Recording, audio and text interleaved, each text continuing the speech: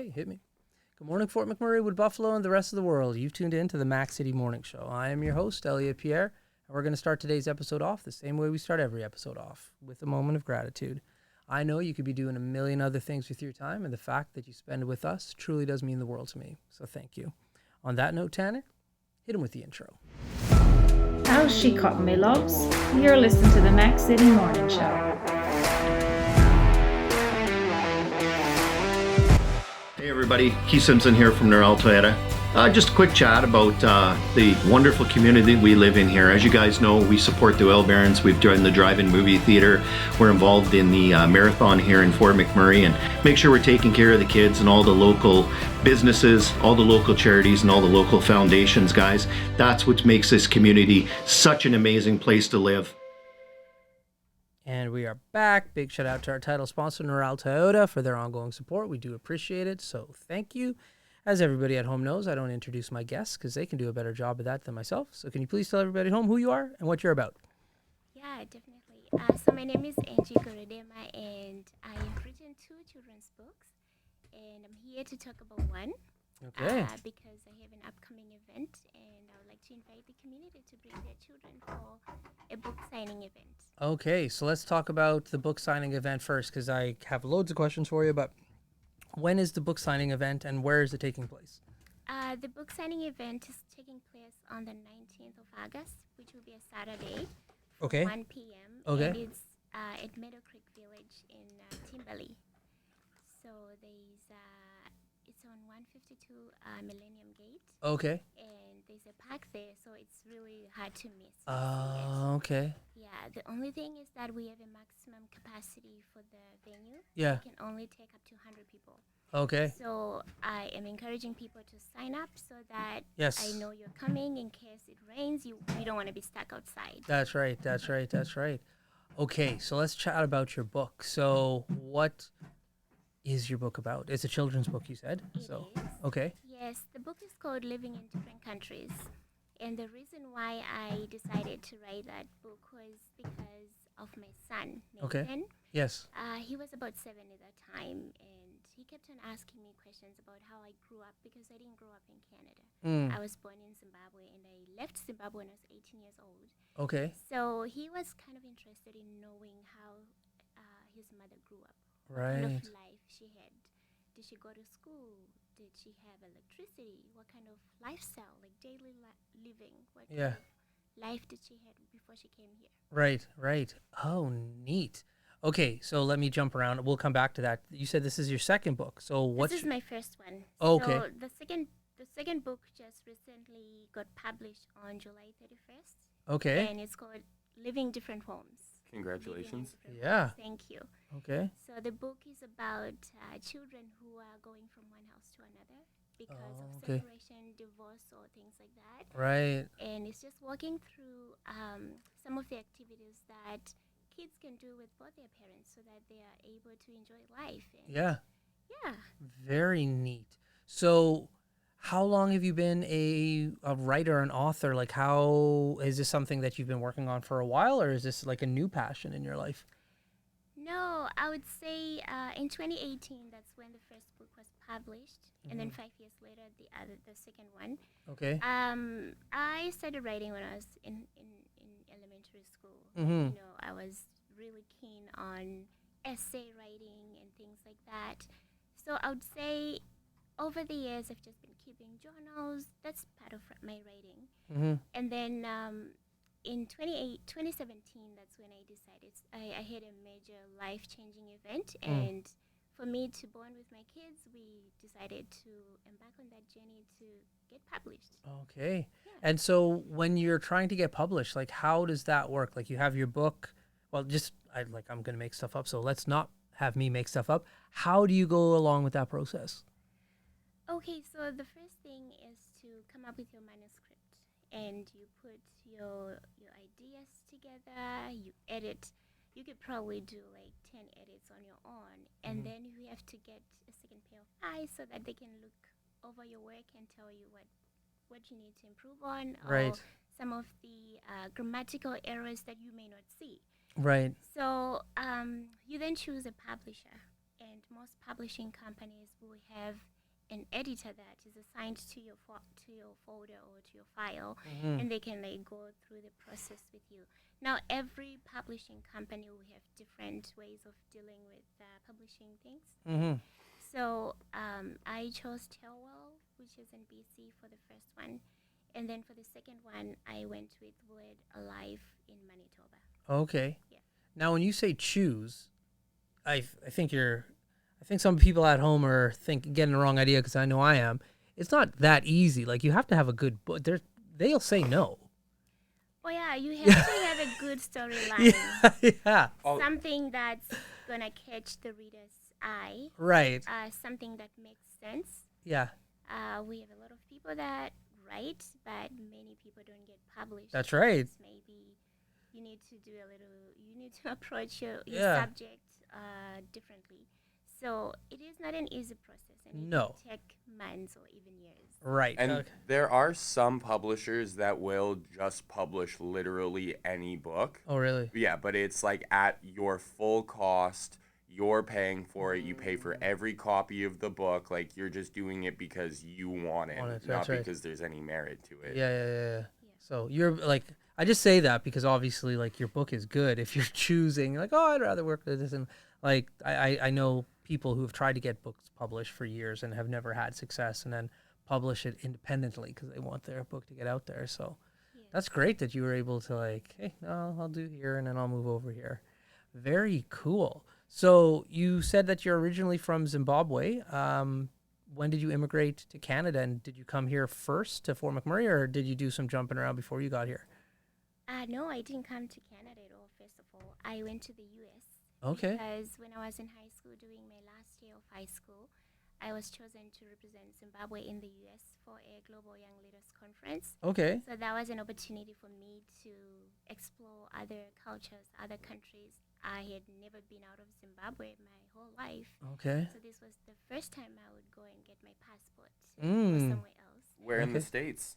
I went to New York City, of all the places. Wow. Whoa. I spent about 2 weeks in New York City, and then I went to Washington, D.C., then ended up coming to Canada.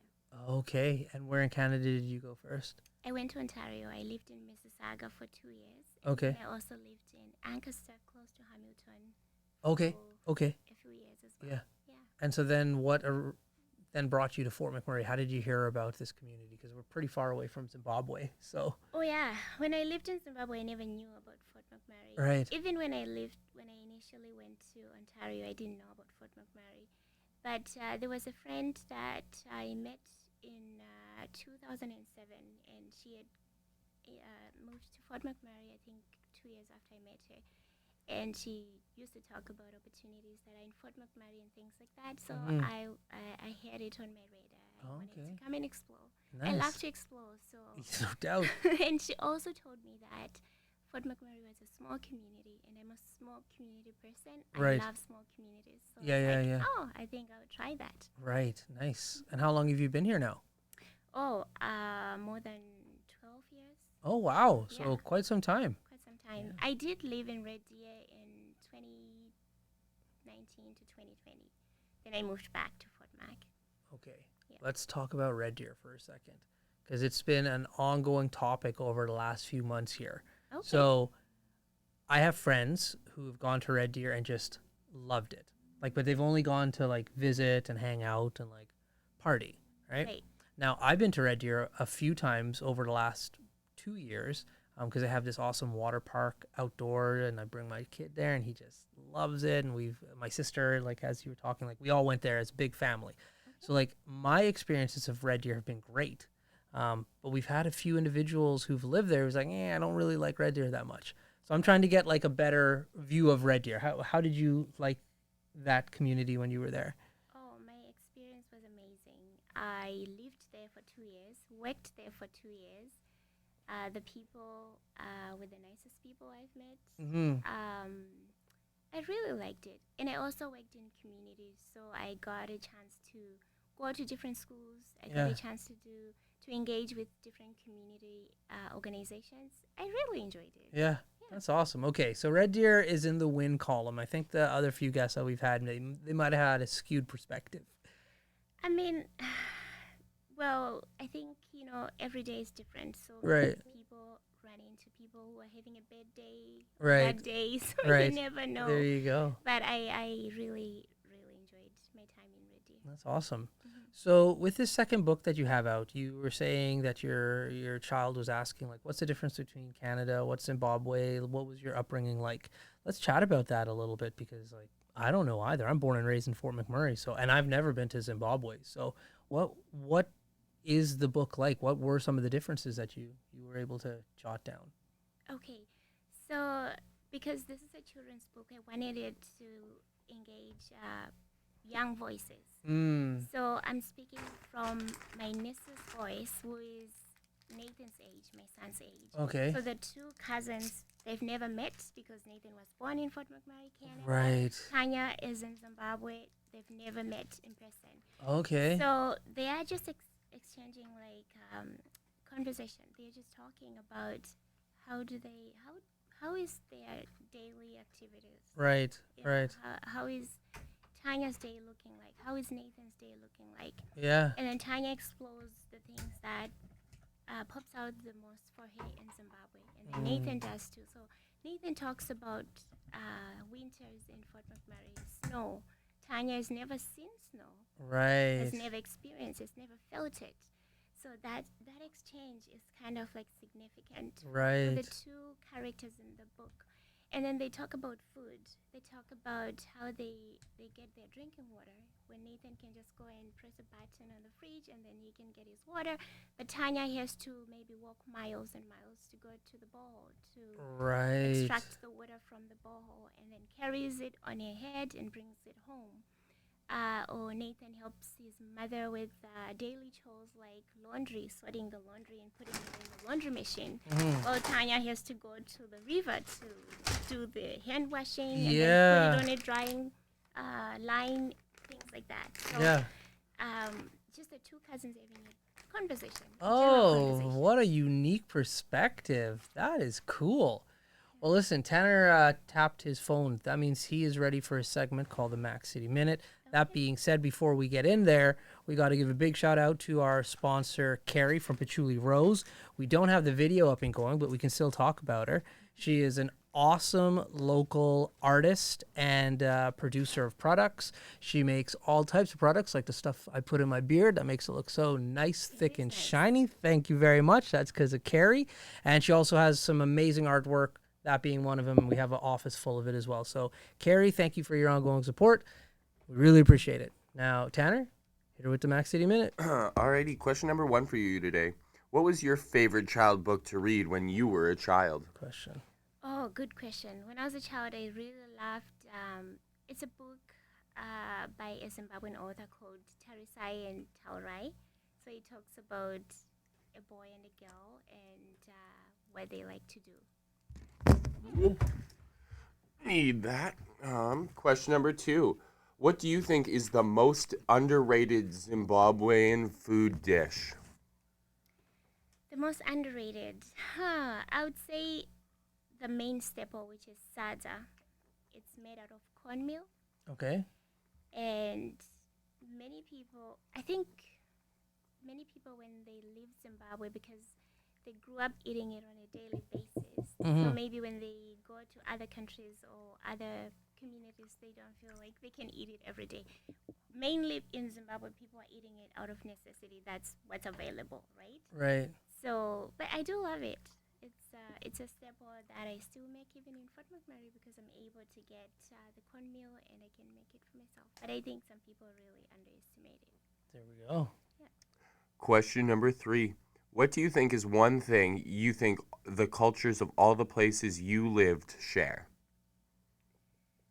Oh, that's a big question. I think everybody really loves food. Everybody really loves food. So everywhere I've gone to, I have seen people come together because of food. Right. When we think about weddings, there's food. When we think about funerals, there's food. When we think about any kind of event, there's food. So I think food, I would say. That is a great answer. Question number 4. What do you think is one piece of advice every child should know? I think every child should know that they can be whoever they want to be.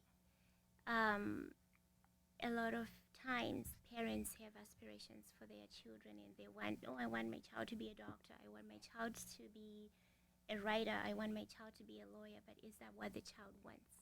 So any advice is you can be anyone you want to be, and it has to be something that you deeply care about, something that's going to bring you joy. And your final question, what is your favorite childhood memory from growing up somewhere else? Oh, my favorite childhood memory, I think, would be the time I spent with my dad. My dad was really kind to me and to everybody he encountered.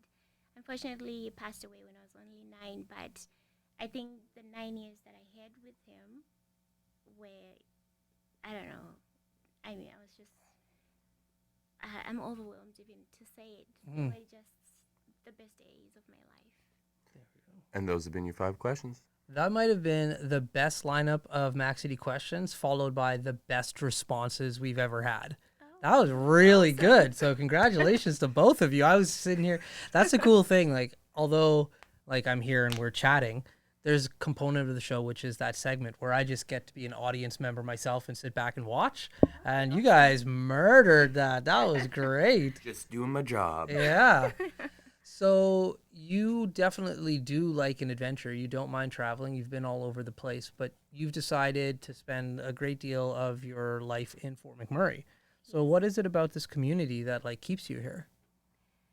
I think, like I said earlier on, Fort McMurray is really small. I do like the small field community that's here. And the kindness of the people that I have bumped into, whether be it in a grocery store or in different workplaces I've been to, I have met really amazing people that have not only given me smiles, but that have helped me build my career, that have helped me do things that I didn't think I could do. Right, right. Okay, cool. So with your children, you have 2, you were saying? I do have 3 kids. You have 3 children. Okay. So what are their ages? So Nathan is 12, Natalie is 10, and Natasha just turned 8 end of July. Okay. So you have So a 2 girls and 1 boy. you have a busy household then. Yes. So during the summer that we're in right now, like what have you been doing with them to keep them busy? Oh, so for the month of July, actually, my kids were with their father. Okay. And then for the month of August, so I just got them this month of August. Okay. Like I said, my second book is based on Yeah. kids living in different homes. Right. So they just came. So we're just kind of like thinking about different things that we'll be doing. And Yeah. they'll be helping me organize the event coming up on the Okay. 19th. Because when for my second book, we're mainly focusing on Natasha, the little one, Right. that is helping guide the conversation in the book. Right. living Right. in different homes. Yeah. Because when her father and I went our separate ways, she was a little younger at that time. So she wanted to really understand. So my books are mostly written based on some of the experiences that I have encountered or that Right. my kids have encountered. Yeah. So, we have plans to visit Red Deer as well because we do have, I do have my best friend that lives there. And Okay. we usually get together. She also has kids. We usually get together every summer. So that's, we're still planning. Okay. There's quite a few things that we are Nice. planning to do. Well, there's 2 places that are in Red Deer that you might know of that I went to, and I wish I knew their names. It might be in my phone, actually. There was one, it's like a lazy river. Oh, yes. Unbelievable. Beautiful. Yeah. And then I just went to, it's like a smaller version of Mac Island. Was like, it called Discovery Canyon? Discovery Canyon, yes. Yeah, that's exactly what it was called. Yeah. Good call. Good In call. summertime, it's so busy. Oh, Yeah. it was gorgeous. And then the other one, it's like Mac Island. It's a smaller like community center, but they have an outdoor water park basically. So it has 2 slides, some great things for your children to play in. But what blew my mind about it was just like across the street, there's like an awesome skate park. Yes. And then I've never seen this in my life in real life, but they have like a BMX dirt park.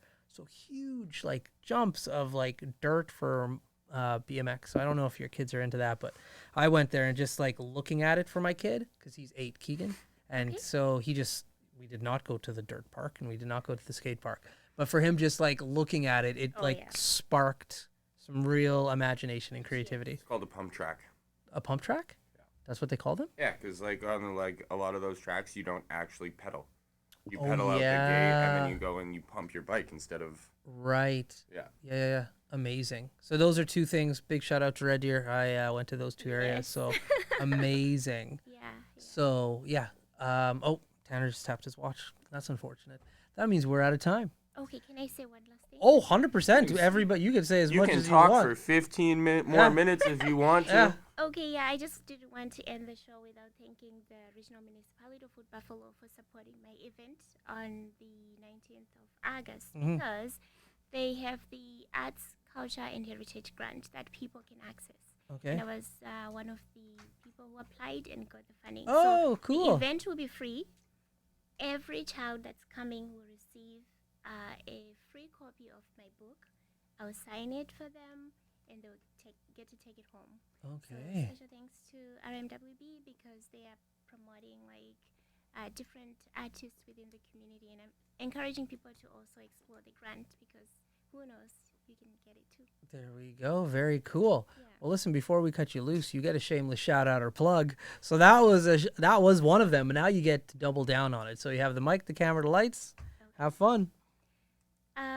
Well, I just want to thank you as well for Oh, the you're welcome. opportunity to invite me to the studio. It's beautiful with all the art, and just thank you for the work that you're doing. I really enjoy watching the different episodes that you post because I'm learning a lot. That's one way of learning. So thank you you never know how much difference you're making when you post those videos. And I also really love what are you grateful for questions and things you're posting. So Oh, thank you okay. for that. Oh, perfect. You're more than welcome. Yeah. Cool. Well, thanks for watching all of our stuff. I really appreciate it. I forget people watch, to be honest with you. And Oh, his yeah. ego grew 3 sizes that day. There we go.